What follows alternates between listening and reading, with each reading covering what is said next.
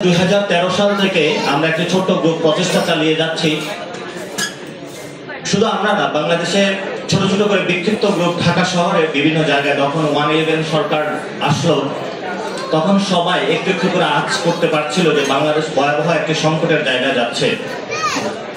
বিভিন্ন group, society, লেখক, কবি, বুদ্ধিজীবী, রাজনৈতিক ব্যক্তিবৃন্দ যারা রয়েছেন সকলে নিজেদের জায়গা থেকে প্রচেষ্টাটা শুরু করলো যে কিভাবে বাংলাদেশকে, যে ভবিষ্যৎ যে আমাদের সামনে সংকটটা আসতেছে, কিভাবে তাদেরকে রক্ষা করা যায়।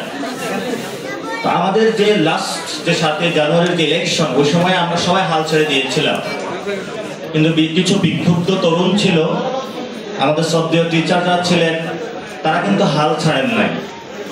তারা আশায় ছিলেন যে না, আমাদের সামনে যে জঞ্জালটা রয়েছে এটাকে আমরা সরাতে পারবো।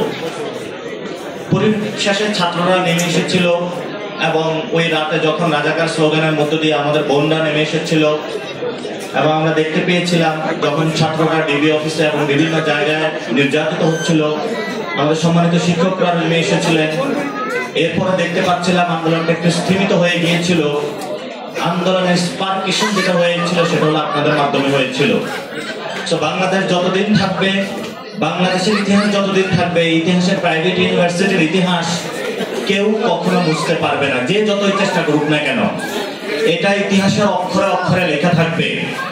আগামীতে যে রাজনৈতিক দল আসুক, যে পক্ষ গোষ্ঠী ক্ষমতায় আসুক না কেন, অথবা কোনো ন্যারেটিভ, কোনো ব্যক্তি অথবা কোনো পক্ষ গোষ্ঠী যদি ভুলভাবে উপস্থাপন করেন, কিন্তু বাংলাদেশের প্রতিটি মগজে মননে, এই যে এখানে ইস্ট ওয়েস্ট ইউনিভার্সিটি রয়েছে, ব্র্যাক ইউনিভার্সিটি রয়েছে, নর্থ সাউথ ইউনিভার্সিটি রয়েছে, এগুলো রাজপথের প্রত্যেকটি বালুকণা এখনো সাক্ষী দেয় যে এখানে আপনাদের রক্ত রঞ্জিত ছিল।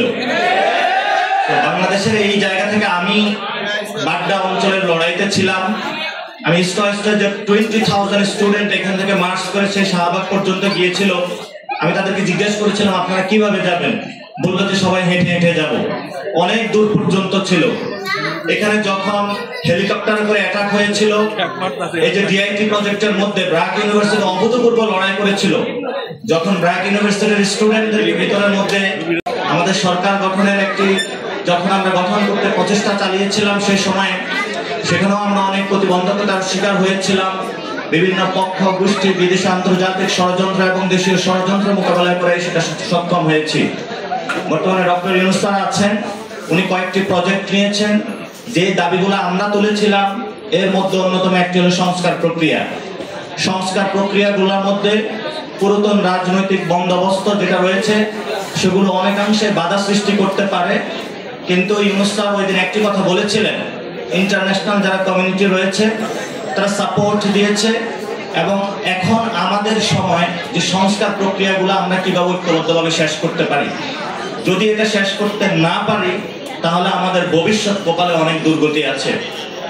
দ্বিতীয় একটি বিষয় আমাদের সামনে রয়েছে যে আমাদেরকে যারা খুন করেছে, আমাদের যারা রক্তে রঞ্জিত করেছে, আমাদের ভাইকে যারা শহীদ করেছে, এই যে প্রাইভেট ইউনিভার্সিটির এখানে নাম লেখা রয়েছে হিরোজ গুলা, তারা কিন্তু আজকে কবরে চলে গিয়েছে। আমরা কিন্তু আজকে স্বাধীনতা ভোগ করছি। তাদেরকে যারা শহীদ করলো, আহত করলো, যারা শেখ হাসিনা এবং খুনি, তাদের বিচার প্রক্রিয়ায় যদি না আনতে পারি, একসাথে যারা আমরা লড়াই করেছিলাম তাদের প্রাণের প্রতি আমাদের অবিচার করা হবে। আপনারা চান আপনাদের ভাইদের প্রতি কোনো অবিচার করতে? তারা রাজপথে আহত হয়ে, শহীদ হয়ে, তাদের জীবনটা দিয়ে আপনাদেরকে বুঝিয়ে দিয়ে গেছে, যা আমি মরে গেলাম তোকে স্বাধীন করে দিয়ে গেলাম, আমার প্রাণের বিনিময় হলো এই বাংলাদেশকে রক্ষা করার তোর দায়িত্ব তোকে দিয়ে গেলাম। কিন্তু আমরা সেটা ভুলতে পারি না। যদি বাংলাদেশকে রক্ষা করতে হয়, আমাদের বিচারালয়ের যে সংস্কার প্রক্রিয়াগুলো রয়েছে সেগুলো সংস্কার করতে হবে। সংস্কারের মধ্য দিয়ে বিচার প্রক্রিয়ায় শেখ হাসিনা যারা খুনি দোষর রয়েছে তাদের বিচার প্রক্রিয়া তাদেরকে দাঁড় করাতে হবে এবং এই বিচার ছাড়া, ক্ষমা প্রার্থনা ছাড়া আওয়ামী লীগের সামনে কোনো অপশন নাই। এবং শুধু আওয়ামী লীগ না, আওয়ামী লীগের সাথে গত 15 বছরে তাদের যারা কোলাবোরেটর ছিল, তাদের যারা সহযোগী ছিল, এই যে জাতীয় পার্টি, বিভিন্ন বামপন্থীদের মধ্যে অনেকগুলো দল ছিল যারা আওয়ামী লীগের সাথে একসাথে ঐক্যবদ্ধভাবে আমাদের বিরুদ্ধে কাজ করেছিল। আমরা এখন পর্যন্ত আপনাদের কিছু বলি নাই। আমরা আপনাদেরকে পর্যবেক্ষণ করছি। আমরা স্পষ্টত করে আমাদের অনেক বামপন্থী বন্ধুরা ছিল যারা আমাদের সাথে ঐক্যবদ্ধ করে লড়াই করেছিল। স্যার একটু আগে বলে গিয়েছিলেন শিক্ষক নেটওয়ার্ক ঐতিহাসিকভাবে রাজপথে ভূমিকা পালন করেছিল। কিছু কিছু বামপন্থী রয়েছেন যারা রাজপথে আমাদেরকে বাধা দেওয়ার প্রচেষ্টা করেছিলেন। সেই টিএসসি রাজপথ থেকে আমরা এই প্রতিবন্ধকতা প্রতিনিয়ত দেখে আসতেছি। দ্বিতীয়ত আমি আসি যেটা বলবো, আমাদের এই সংস্কার এবং বিচার প্রক্রিয়া যেমন আমরা কমপ্লিট করতে ঐক্যবদ্ধ হয়েছি, সাথে সাথে আমাদের এই নির্বাচন প্রক্রিয়ার মধ্য দিয়ে আমাদেরকে যেতে হবে, এটা অস্বীকার করার আমাদের জো নাই। কিন্তু যেই নির্বাচন প্রক্রিয়ার মধ্য দিয়ে যাব, সেটা আমরা কেন নির্বাচনের কথা বলছি? কারণ যারা শহীদ হয়েছিল, গত 15 বছর গুম খুন হয়েছিল, তারা একটি ডেমোক্রেটিক বাংলাদেশ চেয়েছিল। আপনারা জানেন 4 তারিখে আমরা সিভিল ওয়ারের ঘোষণা দিয়েছিলাম। আমরা সবাইকে বাংলাদেশের অস্ত্র হাতে তুলে নেওয়ার জন্য ঘোষণা দিয়েছিলাম। 5 তারিখে যখন শেখ হাসিনা পালাতে বাধ্য হলো, আর্মি এবং যারা রাজপথে জনতার সাথে উপরে গুলি না করে, আমরা আর্মিকে ধন্যবাদ দিতে চাই যে তারা জনগণের উপরে গুলি চালায়নি এবং তারা এখনো ধৈর্য ধারণ করছে। আমরা এই সভরেন্টি ফোর্সকে বলবো, নিজেদের সংস্কার প্রক্রিয়াগুলো জারি রাখুন। জনগণের সাথে যেভাবে 5 তারিখে ছিলেন, ভবিষ্যতে এইভাবে থাকবেন। তার যদি কোনো ব্যত্যয় ঘটে, বাংলাদেশের মানুষ 4 তারিখে আবার ফিরে যাবে। এবং আমরা সেখানে বলতে চাই, গণতান্ত্রিক প্রক্রিয়ার মধ্যে যদি বাংলাদেশকে কোনো অশুভ শক্তি এখানে বিরাজ করে থাকে, গণতান্ত্রিক প্রক্রিয়াকে যদি বাধাগ্রস্ত করার প্রচেষ্টা চালানো হয়, তাহলে আমরা সেই 4 তারিখে ফিরে যাব। এর মধ্যে গণতান্ত্রিক প্রক্রিয়ায় ঢোকার জন্য আমাদের সবচেয়ে বড় একটি প্রতিবন্ধকতা রয়েছে বর্তমান বাংলাদেশের সংবিধান। কেন এই সংবিধান প্রতিবন্ধকতা সবচেয়ে বড়? সেটা হলো 71 সালে আমরা যে মুক্তিযুদ্ধের যে আকাঙ্ক্ষাকে সাম্য, মানবিক মর্যাদা এবং ন্যায় বিচারের দাবিতে যুদ্ধে নেমেছিলাম, অধিকাংশ মানুষের সেই আকাঙ্ক্ষাকে খারিজ করে আওয়ামী লীগ নিজস্ব একদলীয় একটি পুঁথিপত্র এই সংবিধান বানিয়েছিল।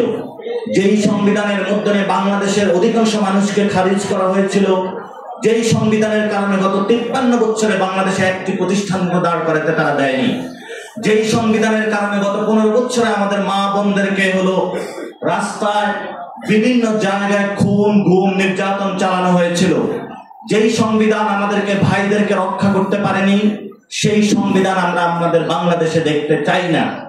এই সংবিধান প্রক্রিয়া থেকে বের হওয়ার জন্য আমাদের একটি গণপরিষদ ইলেকশন প্রয়োজন। এই গণপরিষদ ইলেকশনের মধ্যে শ্রমিক, কুলি, মজুর, নারী, সকল শ্রেণীর সবাইকে অংশগ্রহণ নিয়ে বাংলাদেশে যতগুলা পক্ষ গোষ্ঠী রয়েছে সবাইকে ঐক্যবদ্ধ করে যদি আমরা একটি সংবিধান বানাতে পারি, যেই সংবিধানের মধ্য দিয়ে আগামীর বাংলাদেশের নতুন পথযাত্রা শুরু হবে। সো 3টা ফেজে কথা বললাম। একটা বিপ্লব পূর্ববর্তী সময়, তার পরবর্তীতে এতগুলো আন্দোলন হলো, সরকার গঠন হলো, তারা 3টি কাজ নিয়ে প্রক্রিয়া চলমান রয়েছে। কিন্তু ভবিষ্যৎ যে লড়াইটা রয়েছে আমাদের সামনে, সেটা প্রাইভেট ইউনিভার্সিটি হোক, পাবলিক ইউনিভার্সিটি হোক, স্কুল, কলেজ, বিশ্ববিদ্যালয়, বিভিন্ন হিফাজত হোক, জামায়াত ইসলামী হোক, বামফ্রন্ট হোক, কোনো কিছুই আমরা এগুলা বাইনারি পলিটিক্স বাংলাদেশে দেখতে চাই না। বাংলাদেশের 18 কোটি জনতা তারা দেশে এবং বিদেশে বসবাস করছেন। আপনারা সবাই ঐক্যবদ্ধ হন। আমাদের আগামীর বাংলাদেশের যে লড়াইটা রয়েছে, সেটা হলো একটি নতুন সংবিধানের লড়াই। এই নতুন সংবিধান লড়াইয়ের মধ্য দিয়ে সাথে সাথে আমরা বর্তমান যে নির্বাচন প্রক্রিয়া আছে সেটাকে অস্বীকার করি না। নির্বাচন পার্লামেন্টারি ইলেকশন হতে পারে, সাথে সাথে গণপরিষদ ইলেকশন হতে পারে। পার্লামেন্ট সভা প্রতিনিয়ত লেজিসলেটিভ অ্যাসেম্বলির মধ্যে বাংলাদেশের যে বিদ্যমান আইন রয়েছে, ইন্টারন্যাশনালের সাথে অ্যাকর্ডগুলোর সাথে সংযোজন এবং প্রক্রিয়ার মধ্য দিয়ে জনগণের যে নিরাপত্তা রয়েছে এবং প্রতিনিয়ত যে কার্যাবলী রয়েছে সেগুলো সম্পাদন করবে। সাথে সাথে গণপরিষদে যারা থাকবেন তারা জনগণের সাথে কানেকশন বিল্ডিং করে একটি নতুন সংবিধান প্রণয়ন করবেন।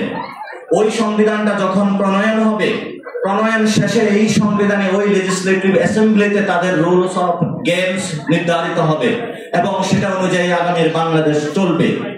এই প্রক্রিয়ার মধ্য দিয়ে যদি আমরা না যেতে পারি, তাহলে বাংলাদেশের কোনো ভবিষ্যৎ নাই।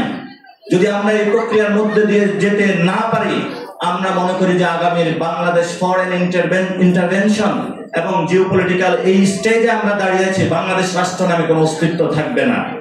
এই জন্য আমাদের রাজনৈতিক প্রপোজিশন আমরা দুটি শব্দে বলে থাকি, একটি হলো দায়, আরেকটি হলো দরদের রাজনীতি।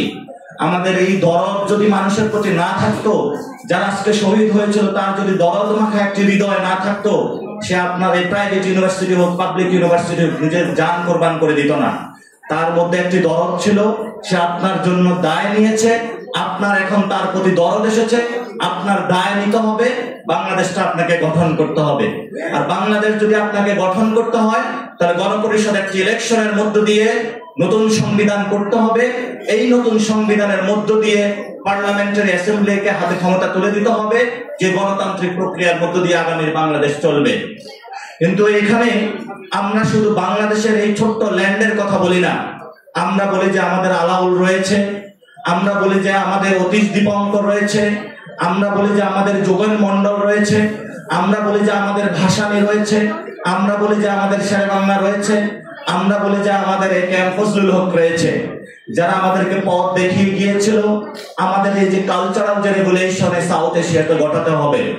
এবং আমরা যদি আমাদের একটি নেশন স্টেট বিল্ড আপ করতে না পারি তাহলে বর্তমান যে বাংলাদেশের যে স্টেটটা রয়েছে এটার কোনো অস্তিত্ব থাকবে না। আজকে মিডিয়ার সামনে, আপনাদের সামনে প্রাইভেট ইউনিভার্সিটি যারা আপনারা আন্দোলনকে একটি তুঙ্গে নিয়ে গিয়েছেন এবং আপনাদের কারণে এই আন্দোলন সফল হয়েছিল, আমাদের ভবিষ্যৎ কি রাজনৈতিক প্রপোজিশন এটা আজকে আপনাদেরকে দিয়ে গেলাম।